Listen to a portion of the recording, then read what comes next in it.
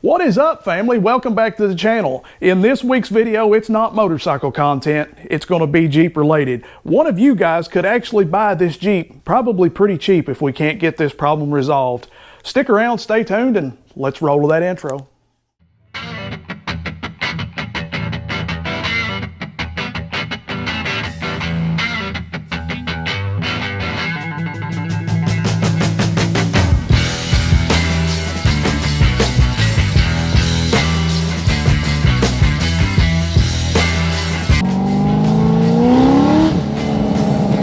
Get in a car like this and smile, there's something wrong with you. If you're a fan of this channel or been watching for a little bit, you know that this 2013 Jeep Wrangler has been in the background. It's been on a couple of videos. We put a stereo system in it. We've done little odds and ends with taking it off-roading as far as back roads of Kentucky and little things like that. In all reality, I just don't like the Jeep. That's why it's not been on the channel very much. I don't like the way it rides. I don't like the way it handles. I don't like anything about this Jeep. I absolutely hate and despise this Jeep. I know hate is a harsh word, but I truly mean that I hate this Jeep. I'm not a Jeep guy at all. So in order for me to bring you up to speed about what this video is going to be about, we have to go backwards to yesterday. Yesterday morning we got up fairly early and decided to go to Nashville. I actually found a truck, was supposed to be nice, 2008 Chevrolet Silverado in Nashville, Tennessee. Now Nashville, Tennessee is a 3.5-hour drive from here. So we got up around 6 o'clock and we took off and made it to Nashville. 9:04 Nashville time. Rolled in this parking lot of this particular establishment that will remain unnamed at this point. Looked at the truck, and as soon as I stuck my hand around the bedside, rust, and my hand went through the bedside. So needless to say, I didn't even say anything to anybody. Turned around, got back in the Jeep, and we proceeded to come back the 3.5 hours that we had just came. 51 miles away from home. And this is the sound that I hear.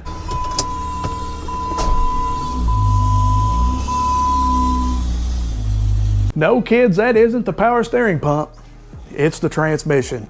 Not sure exactly what's happened or what's going on yet. We shall see together. But here's what happened. We got into town. We're literally about 57 miles away from home. Stopped at a red light. Took off from that red light. First was fine. Second was fine. Would not change out a second. Now, 50 miles previous to this, we started hearing a whining sound. Things that kind of sound like a supercharger a little bit, or maybe some static in a radio. I knew kind of right then something was up, but when it didn't shift, I knew that we had an issue. Pulled over immediately, checked the fluid. It's toast, it's burnt, it's nasty smelling. Yeah, it's just awful. So in my mind, I'm thinking maybe that I can limp it home, 57 miles, whatever it may be.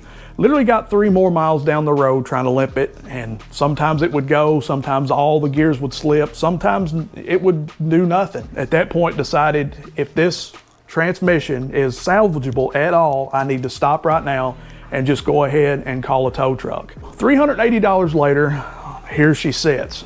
Now we don't know what's going on with it from what I've read. It could be the torque converter, it could be the pump, it could be just as simple as fluid and filter change. I just went this morning and spent another $214 on fluid and filter. And that's what we're gonna do, is change and see if that fixes the problem.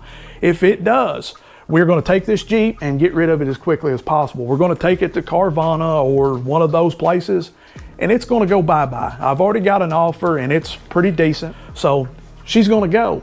But if it does not fix the problem, one of you guys could actually buy this Jeep. And when I say buy, and I'm saying buy it cheap as well. And this Jeep could be yours the way it sits. Yes, you have to bring a trailer, but you know, it is what it is. The Jeep has over $6,000 in accessories. That's how over it I am. That's how far done and how much I hate this vehicle. There's plenty of other videos out there about how to drain these transmissions. Matter of fact, you can get on Amazon and you can get one of those vacuum big tubs that you pump like 40 or 60 times, and it will suck the fluid out and put it in that canister. But the thing about that canister is you're going to have to wait several days. It's going to be 40, 60 bucks, and it doesn't even fully drain the fluid out. When you drop that pan, there's still going to be 4 or 5 quarts left in that pan that could possibly ruin your garage floor, ruin your driveway, whatever the case may be. So what I'm gonna tell you to maybe try to do will help a little bit. First of all, by the time you're watching this video, it's probably right around Thanksgiving or maybe a little bit after. So go upstairs and get this little turkey pan. This aluminum turkey pan will save you big time. It's gonna put the fluid in here instead of on your floor. Or if you're like me, if you're more concerned about, is it gonna be big enough? Well, here's what I done. Now my wife, she keeps those containers, the big containers.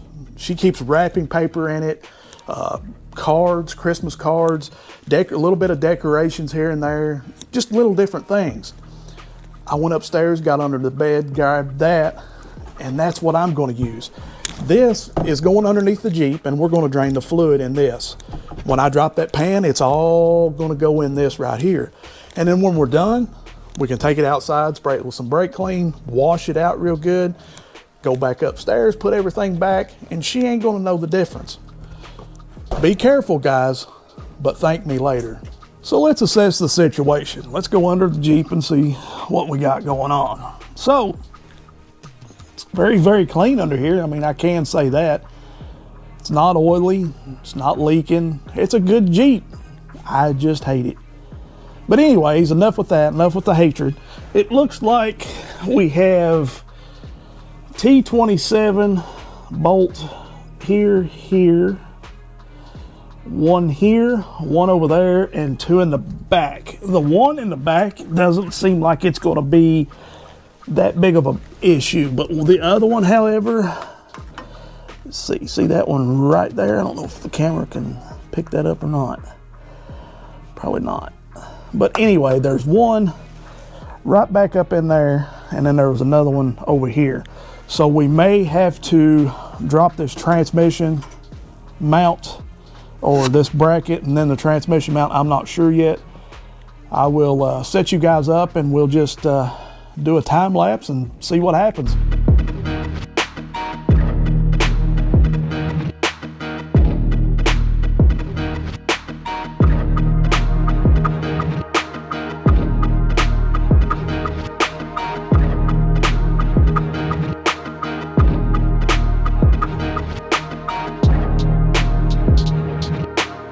It never fails. There's always one bolt that will give you 2 hours worth of problems, and that's what happened this round.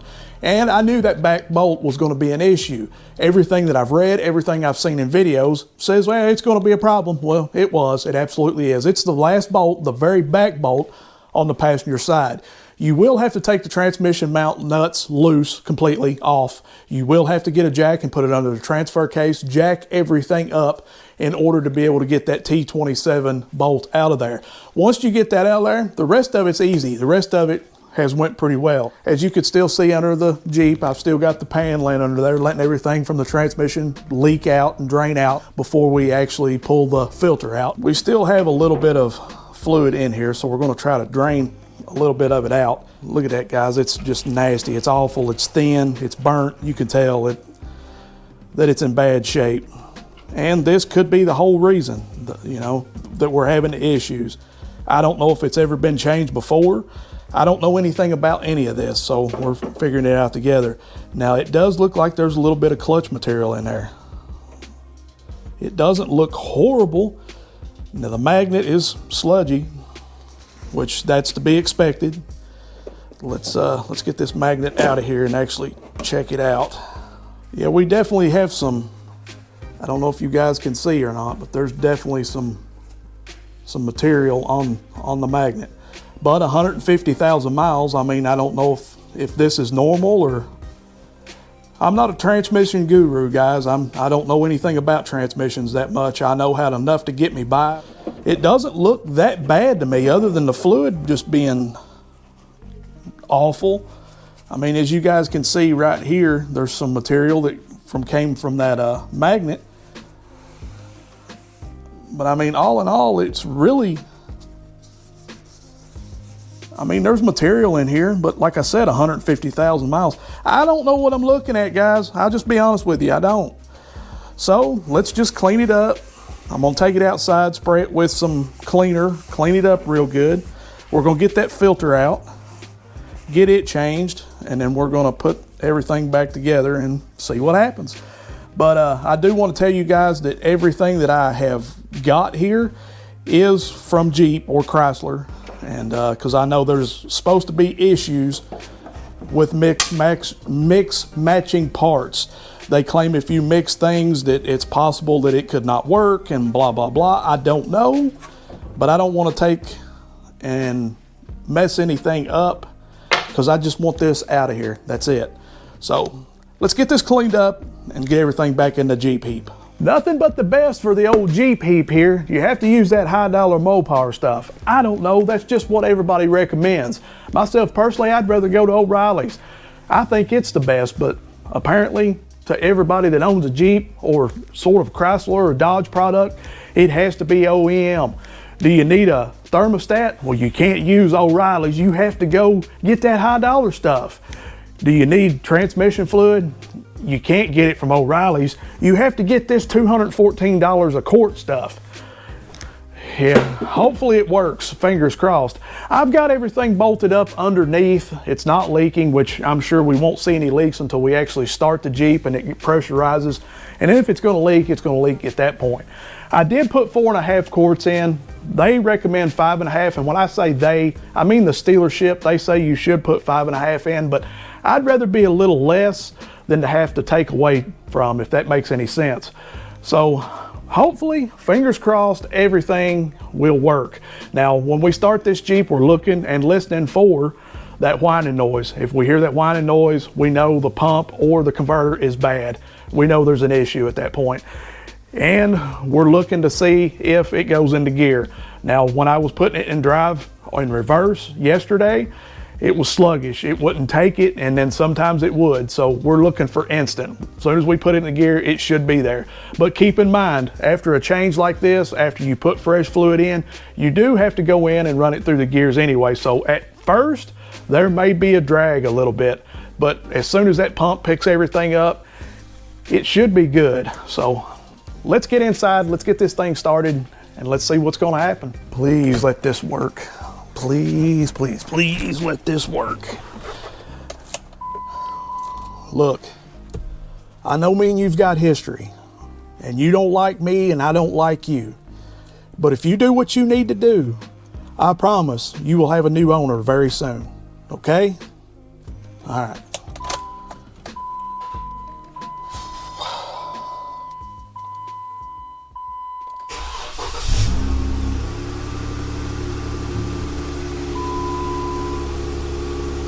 No noises. I don't hear any whining.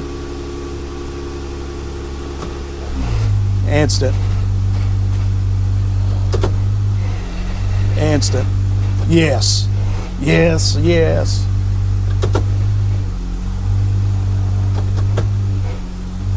Yes.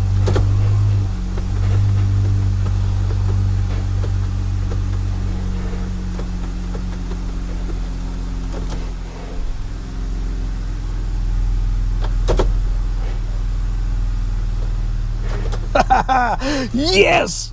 Yes!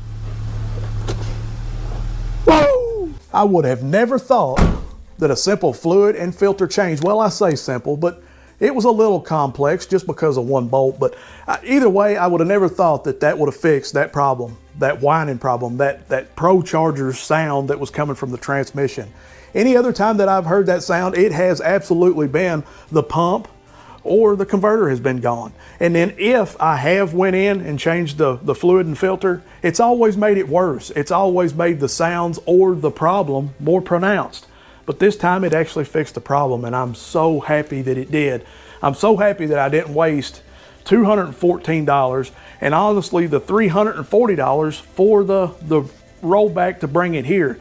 I honestly believe if I would have drove it a little bit farther or kept pushing it, trying to get it home, that I probably would have toasted the transmission. But I think me stopping when I did, it saved it. So what's the destiny of the Jeep? It's gone, it's out of here regardless. I told you at the beginning, because it's fixed, you think it's gonna stay? No, it's not. It's a Jeep thing, and I don't understand. It's time for it to go.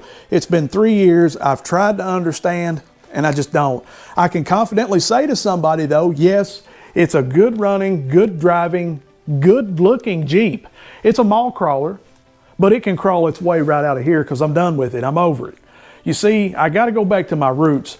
This channel will always be 90% motorcycle content, but there's still that 10% LS part that I've got to have. Hence the name, Bad LSX Garage. This video has been a roller coaster of emotions today. I've been on the bottom, I've been sad, I've been pissed off, and now I'm back at the top. But you know what would make me even more happy? Is if you guys would go down there and give old dad a big thumbs up. I would greatly appreciate that. It lets me know that you care. It lets me know that you're watching the videos. And it lets everybody else know that, hey, he's got pretty decent content. You need to check him out. That's all I've got for you for this week's video. Until next week, fam. You ready? Let's do this. Peace. I'm out.